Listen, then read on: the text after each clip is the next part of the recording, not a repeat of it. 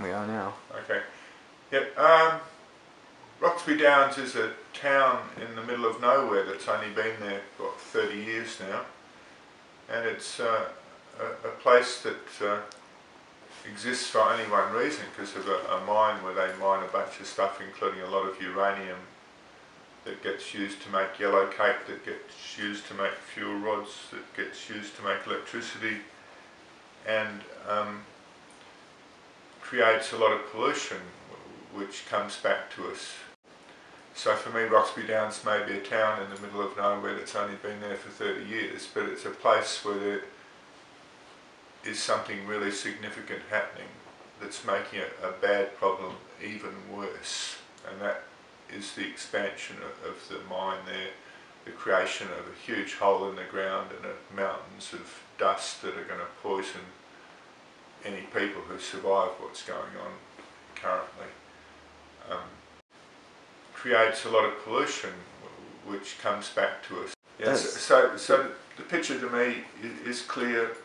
We have a struggle for the survival of our civilization and of our species and of our children, especially since Fukushima in March 2011, when there was a lot of problems following the tsunami and the earthquake in Japan. We now have an atmosphere all over the world, not just in the northern hemisphere, which is containing a lot more nasty radioactive particles than it used to. And that's going to result and has resulted in a lot of health problems, and these facts are not being acknowledged by our mass media or our governments, and we as individual people have to unite to save the futures of our children. It's not a good bargain for Australia, it's not a good bargain for South Australians to be selling our health. Places in the world where uranium has been mined are devastated by it. It looks like it's going to make money, it creates poverty. It's a horrible business with lots of nasty health impacts. There's little difference between the nuclear power business for making electricity and the nuclear power business for making war. They've got intimate connections, they work together. The electricity business came out of the war business. Nuclear medicine as well is a dodgy issue altogether, but it's one where nowadays we have a lot of people who call themselves doctors and work with X-ray machines, and they are causing a lot of problems because they administer ionising radiations, X-rays to people. My mother had an X-ray of her unborn first child done to send to my father in 1945, because he was in New Guinea serving in the Air Force, and she was in Australia also serving in the Air Force when she became pregnant, and she shared the news by sending him an X-ray. That would not happen nowadays because we are well aware that it has very bad effects on children and unborn children, and pregnant women don't get X-rays. But the same energy, the same medical profession that cavalierly took X-rays of pregnant children then, and my older brother is dead now, he died of cancer, and he had a lot of problems with vision in his life. So perhaps the X-ray when he was in the womb harmed him, I don't know. Nobody knows for sure. In South Australia, we suffered the impacts of the British bomb tests back in the 1950s. We had more attacks on our soil than the Japanese people had. They only had 2 atom bombs dropped on their people. We had fallout from lots of explosions of British atomic bombs in Australia, and that poisoned the people of my generation, the young kids who were born in the 1950s in Australia, and a lot of them have died of cancer in their 40s and 50s, and quite a few of them had children who had leukemia and died young. And no one seems to get the picture. We are being poisoned, our children are affected more than we as adults are. The effects on adults take many years to home and cause nasty diseases, not just cancer, but all the heart attack people you know. Cesium turns out to be a nasty piece of the puzzle, which is a radioactive thing that's produced by reactors that make electricity out of uranium. And the cesium goes to the muscles, and one of the most important muscles in the body is the heart. And a lot of the other nasties, like the strontiums and the plutoniums, go for the bones, and the bones are where the blood's made, and blood stuff is leukemia. Problems, and the RADs don't just cause cancer and heart attacks, the RADs cause chronic fatigue syndrome, they cause diabetes, they cause a lot of problems with miscarriages and infant mortality, babies dying, and the effects on children are a lot worse. There's alarming statistics about what happened in Russia or in Belarus especially after Chernobyl, and those statistics are denied by our mass media and our governments, but they're there to be found, and they're a very sad story they tell of 95% I think of the Russian children have chronic health problems, and when you say that you think, gee, that's even worse than our Aborigines in Australia, our Indigenous people. But our Indigenous people in Australia have had massive impacts from the bomb tests here in Australia. There are individuals whose names are legendary, and whose stories are amazing in terms of the neglect and the poor treatment they've had. As well as the Indigenous people of Australia, the so-called atomic veterans, both British servicemen and Australian servicemen who were part of the bomb tests at Maralinga, experienced a whole range of negative health impacts which were denied by governments and by law courts, and it continues to this day. 50 years later, these people, only a few of them are left alive, and the government of Britain and the government of Australia have spent a lot of money avoiding paying them any compensation for what was done to them in the name of nuclear power at that stage, which had a mainly military face. But the same people who the same energy of saying we have this thing, we have these X-ray machines, we have these radioactive chemicals, we can do things to people with them. That same energy is still around, and it's still as misguided and stupid as it was then. And perhaps it's what's behind a lot of the neglect that's been going on about the pollution that's happening from the mining and from the nuclear power plants and from the weapons tests. There's a lot of neglect because people are pretending that radiation isn't harmful. People are pretending that radiation might even be good for people. And people are pretending that radiation might even be good for people. And it's a load of rubbish, and the people who are saying this are just puppets who are collecting huge bribes to tell lies. And I don't like that.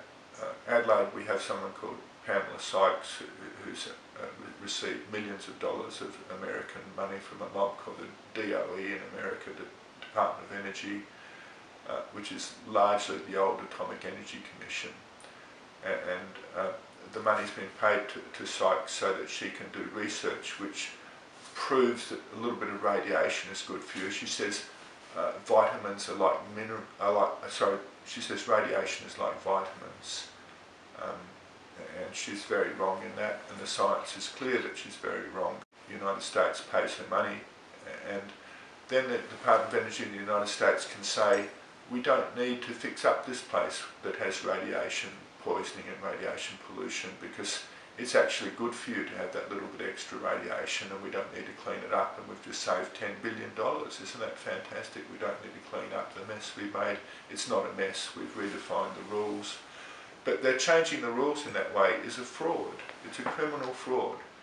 And It's an international conspiracy, in my view, to bend the rules. They keep raising what they call the safe limits. There are no safe limits. It's just an absolute lie to call them safe limits. For me, it is clear we have a struggle for the survival of our civilization and of our species and of our children. And the enemy is called the Nuke Gang, Nukegang,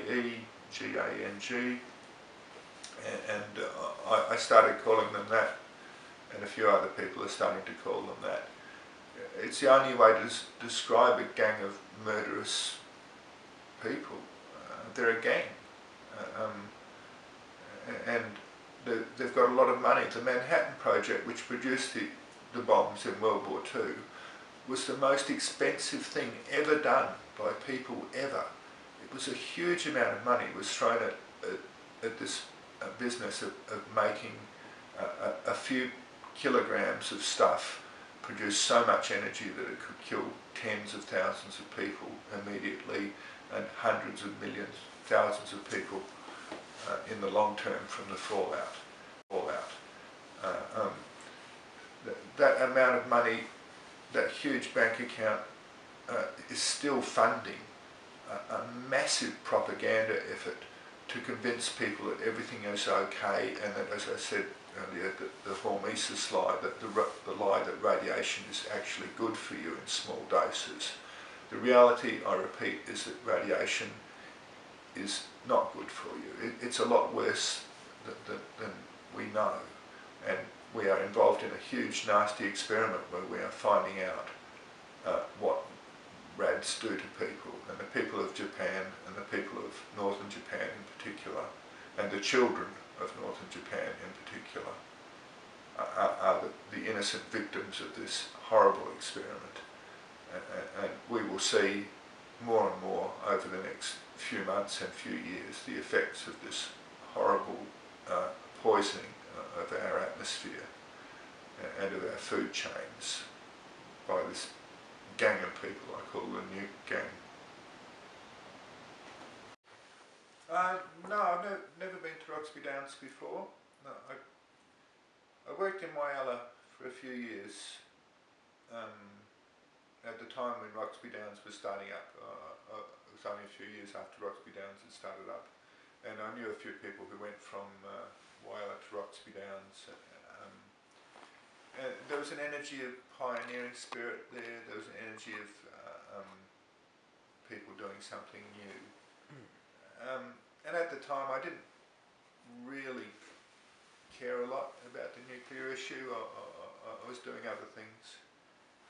Now I care a lot more, and I'm heading to Roxby Downs in July for the Lizard's Revenge Festival and Rally, and I'm hoping a lot of other people from all around the world will be there. Perhaps we can send a message to a lot of people, and perhaps we can get some change in the directions we're heading as a civilization. I see Roxby Downs and the expansion of the Olympic Dam mine as being very much a symbol of and a battlefront, a place where we can make a statement and say this has got to stop. It just makes no sense. But the people who live in Roxby Downs, they're making a good living, and they think they're doing the right thing by their children by making a good living. And the shareholders of the company that runs the mine, BHP Billiton, I think they're all good people. I think they're mostly good people that they've invested in a safe investment so that their assets will be there for their kids, and they've invested in a blue chip company that they think is doing the right thing by everyone. But the sad reality is that this respected big company is a nasty animal, and it's only interested in making money, and it doesn't care about our children now, and it doesn't care about the children in the future. So we have this, at the core of the Nuke Gang, we have these creatures, these artificially intelligent bank accounts, these companies, these corporations, which have huge bank accounts and can do things to manipulate governments. And in South Australia, the people who own Roxby Downs have done a brilliant job of manipulating the local government, and they have been given full legal authorisation to proceed with this massive expansion. It's a sad reality that there is a huge commitment in our local society here to continue mining uranium and to expand the mining of uranium. We live on a small planet, so anything that happens anywhere to do with nuclear proliferation or the expansion of the nuclear power industry affects all of us and increases the level of nuclear poison, nuclear pollution that we all have to deal with when we breathe and when we eat and when we drink water. So it affects us globally, it affects everyone on the planet, and the closer you are to Fukushima, the worse it is maybe, but we all get affected, and all of our children are getting a dose. And you've seen that in Geiger counter readings from across the globe. Indeed, it's one of the things that's happened as a result of Fukushima is a lot of people have educated themselves and have learned to not trust the mass media or our governments, and there's a lot of crowdsourced observations going on many levels.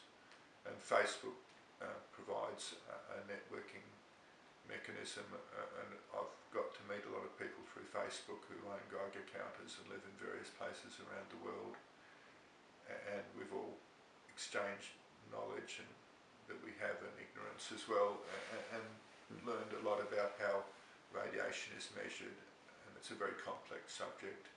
And we've learned a lot about how radiation affects people, and that's another very complex subject. And we've also learned a lot about how the deceptive processes and the suppression of information work. Example, after Fukushima, Canadian and American authorities scaled back the measurements of radiation. It was a ridiculous thing that they did.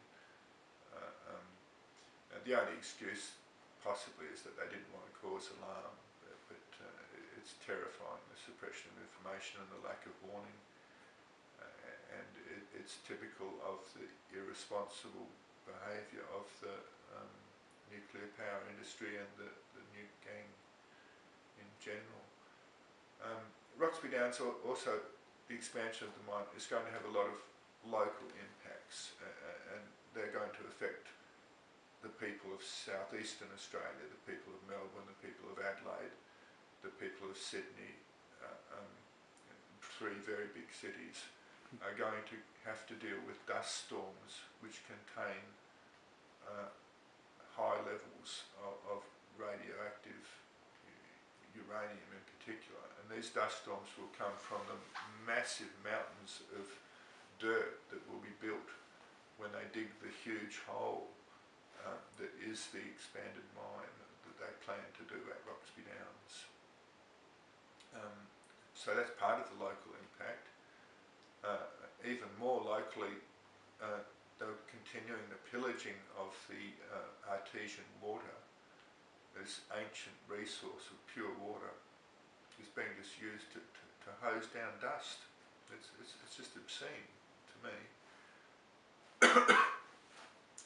In order to get even more water, there are plans to build desalination plants that will put at risk a lot of local environmental stuff, including the wonderful giant cuttlefish breeding grounds in the northern Spencer Gulf.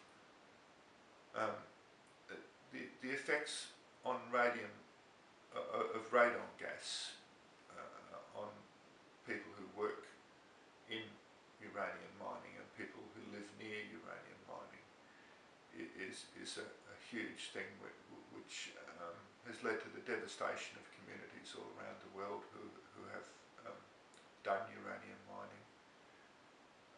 And the documentation is there now, again, the internet, YouTube and Facebook. There are activist groups from India who are opposing nuclear plants there and who document the effects, devastating effects of uranium mining on certain areas in India.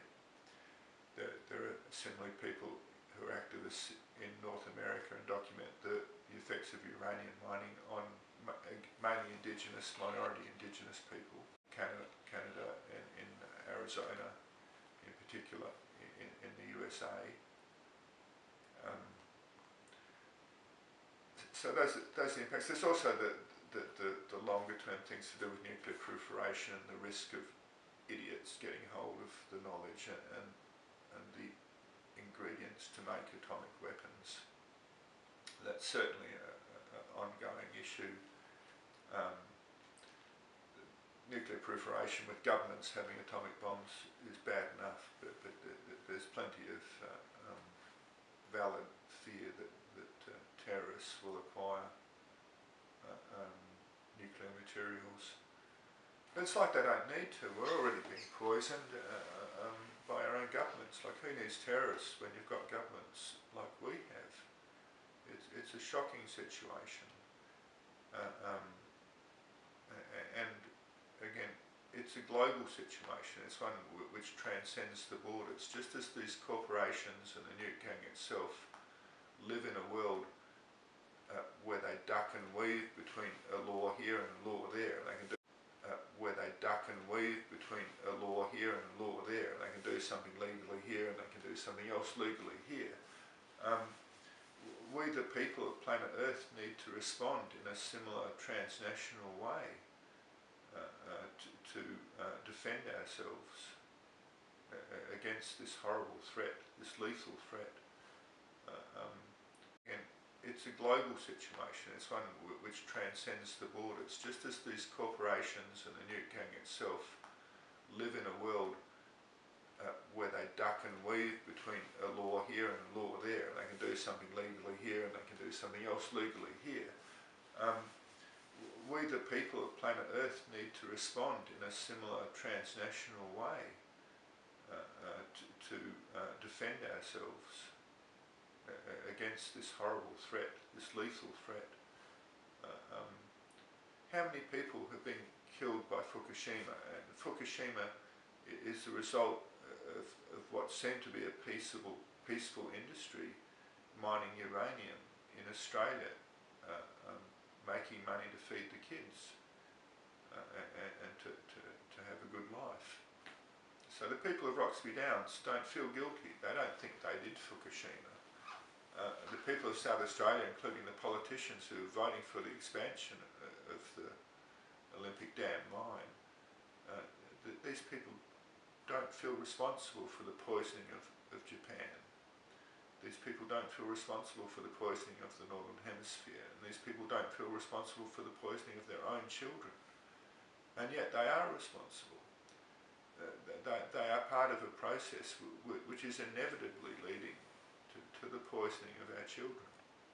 And perhaps by gathering together in July 2012 outside the gates of Olympic Dam mine, we can send a message to so many people, the shareholders, the workers, the politicians.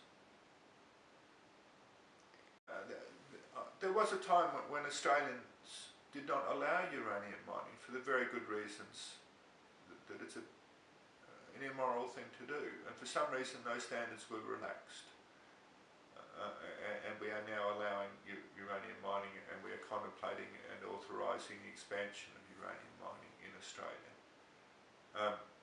It's not the will of the people. Somehow it has happened. And it gets back to my view to the massive corruption involved within our academic sphere, the puppet professors like Barry Brook, the psycho Sykes and her like, who say that, tell the lies that radiation isn't harmful in small doses, when we know the science is clear that radiation is harmful in any dose, especially to children. So we have these huge issues to deal with the corruption and the misinformation and the lies and the commitment people have financially to this horrible industry. yet in the long term, it brings poverty, it brings misery, it brings dead children and sick people and poisoned land. And Kevin Buzzacott is trying, last ditch legal attempt to do something about this expansion. Hopefully that will help, but I don't feel very confident. But at least someone is doing something. And Kevin is a person who, the first time I heard him talk, he mentioned that it hits the children hard. And he said that several times. And it still brings a lump in my throat. He would have seen so much damage, and he would be so aware of it. And we're all aware of it, but we pretended it wasn't happening. There are so many kids with Down syndrome, there are so many adults with cancer and heart attacks and diabetes. There are so many kids with leukemia. And we pretend it's normal, but how long will it go on? Early on, after Fukushima, I wrote a story and I said, in 40 years, in 2051, people will still be saying it's okay because at least some of the children are surviving. I imagined a time when 9 out of 10 pregnancies ended in sadness, and only 1 in 10 pregnancies ended in a live, happy birth, and even then the child maybe needed a lot of medical care to survive. But I imagine that people would still pretend, people would still maintain denial even then, because that they would have hope because there were some children alive. But I imagine a time when none of the children survive. And then all we've got is children being made in machines. We have Brave New World. If we have any children at all, they come from machines. They come from artificial wombs, not from people. They're clones. Do we want that world? I don't think we do, even if it is feasible for our race to continue. But in between now and then, when are people going to wake up? I don't know.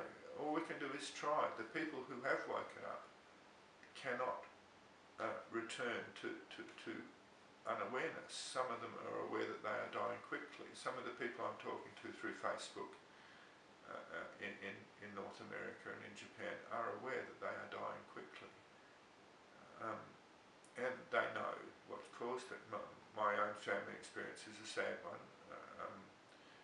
My grandsons were twins. They were healthy. They were 6 months into the pregnancy in their mother's womb in Sweden, and it's now clear that massive clouds of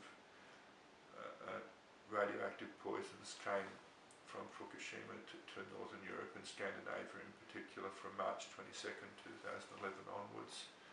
And about 2 weeks after that, suddenly my twin grandsons were dead, and it was a very sad business. The autopsy said there was no apparent reason for their deaths, but I believe that it was caused by Fukushima poisons. And the nuke gang people will say nobody's died from Fukushima, but I say I know of two unborn